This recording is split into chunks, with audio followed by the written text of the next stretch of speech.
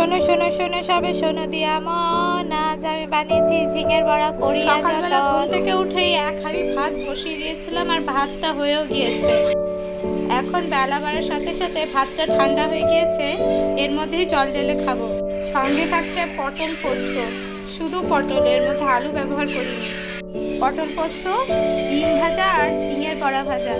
ডিম ভাজা আর ঝিঙের বড়া ভাজাটা করতে বাকি আছে, এগুলোকে এবারে চটপট করে নেব।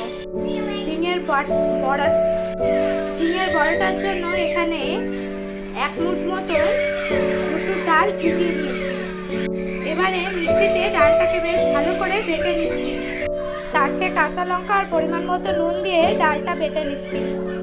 ডাল আর লঙ্কাটাকে খুব ভালোভাবে বেটে নিয়েছি।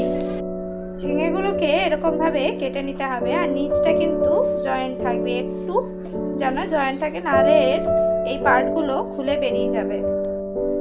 বেটে নেওয়া ডালটার মধ্যে পরিমাণ মতো বেসন দিয়ে নিচ্ছি। ছোলার বেসন এখানে ব্যবহার করেছি। 4 টিস্পুন মতন বেসন দিয়ে নিয়েছি। প্রয়োজন হয়েছিল বলে আরও 2 টিস্পুন মতন ব্যবহার করেছি।